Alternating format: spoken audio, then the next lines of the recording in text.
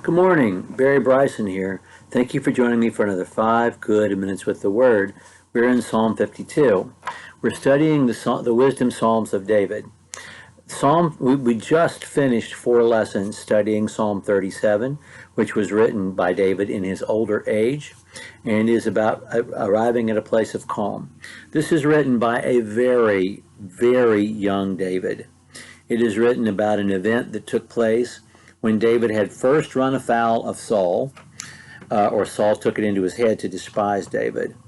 And David went to the priests, and they fed him the showbread, and they gave him the sword of Goliath, and they protected him. They let him stay there for the night. Doeg the Edomite found out about it and told Saul, and there was a mass killing, a massacre of all of those priests. It's something that is written about or reported in 1 Samuel chapter 22, verses 9 through 19, and that event is referenced in the superscription of the psalm, verses 1 through 9. This is written by David as a young man and not from a place of calm. This is David enraged at what has happened to these innocent priests because they helped him out. And you know that there's a sense of responsibility, if not guilt, on his part, that this happened because of him.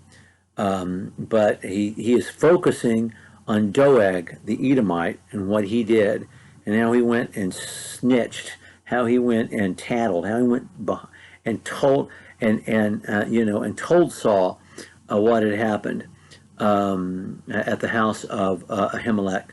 And so anyway, let's read the psalm. To the choir master, a maskil of David, when Doeg the Edomite came and told Saul, David has come to the house of Ahimelech. Why do you boast of evil, O mighty man? The steadfast love of God endures all the day. Your tongue plots destruction. Like a sharp razor, you worker of deceit. You love evil more than good, and lying more than speaking what is right. You love all words that devour, O deceitful tongue. But God will break you down forever. He will snatch and tear you from your tent. He will uproot you from the land of the living. The righteous shall see and fear and shall laugh at him, saying, See the man who would not make God his refuge, but trusted in the abundance of his riches, and sought refuge in his own destruction. But I am like a green olive tree in the house of God. I trust the steadfast love of God forever and ever. I will thank you forever, not speaking to Doeg now, but to God, because you have done it. I will wait for your name, for it is good in the presence of the godly. Now, David is young in this one, old in the last one. David is not. He's worked up. He's not in a place of calm. But I wanted to come to this psalm, which is secondarily thought of as a wisdom song. It is a wisdom song, but it's an imprecatory song. It's a curse song. It's sort of a revenge song. Not that David is taking his own revenge, but he knows that God will deal with him, with Doeg the Edomite, and he tells him so in this song. I'd love to hear what this sounded like, what the music sounded like. I'd love to hear David's voice singing this as a young man when his voice was still strong, and he could put the full expression. I mean, it must have been something. The forces of destiny from Carmina Burana or something. It must have been. It must have sounded something like that. So I wanted to share to put these two psalms together because this is the next one we come to in the hymn book, but also because they connect in so many ways. I am like a green olive tree, David says in verse 8, and in the last stanza of Psalm 37, David says, I have seen an evil man spread himself out like a green laurel tree. And just the similar images to describe contrasting persons and contrasting outcomes, and the fact that the link between these two songs continues to be Leviticus 19, verse 18. Do not take your own vengeance. Vengeance is mine. I will repay.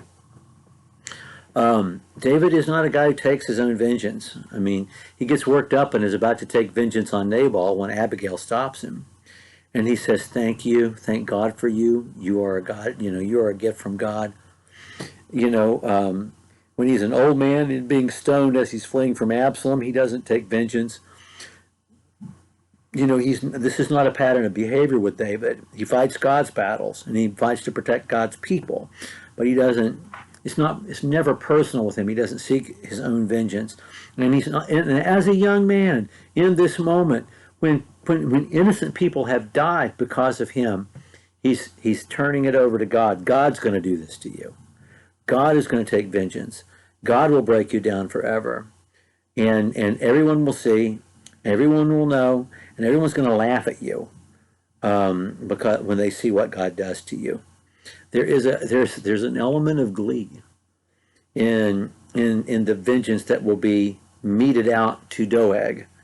However, David does not take that vengeance, but he leaves it to God to take it.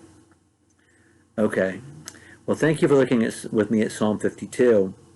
It really does communicate the same message that Psalm 37 does, although it comes from a place of strong feeling, not a place of calm, the way Psalm 37 does. We're not going to look at Psalm 53 because Psalm 53 is basically a repeat.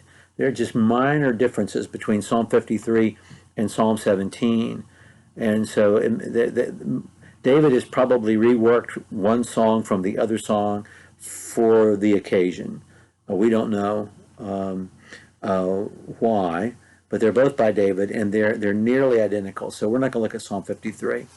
Next time we're together, we're going to look at Psalm 103, which is such an important song. It's such a New Testament song.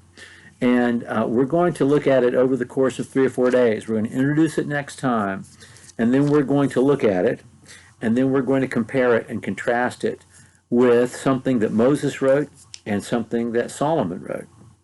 Anyway, next time we're going to pick up with Psalm 103. Thank you for joining me for another 5 good minutes with the Word.